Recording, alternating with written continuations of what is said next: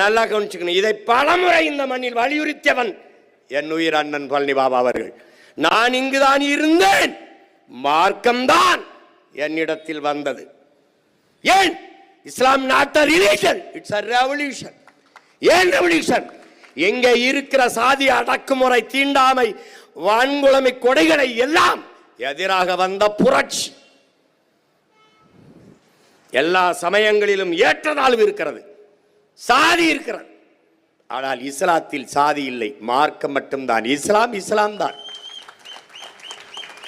கிறிஸ்தவத்தில் நாடார் கிறிஸ்தவர், உடையார் கிறிஸ்தவர், முதலியார் கிறிஸ்தவர், பிள்ளை கிறிஸ்தவர், ஆதித்தமிழர் கிறிஸ்தவர், வன்னிய கிறிஸ்தவர், எல்லா கிறிஸ்தவர் இருப்பான். இஸ்லாத்தான் இருப்பான், இஸ்லாமிய மட்டும்தான் இருப்பான். அதனால என்ன? இஸ்லாம் not a religion, it's a revolution. புரட்சி அது ஒரு மார்க்கம் மட்டுமல்ல, அது தூய வழி.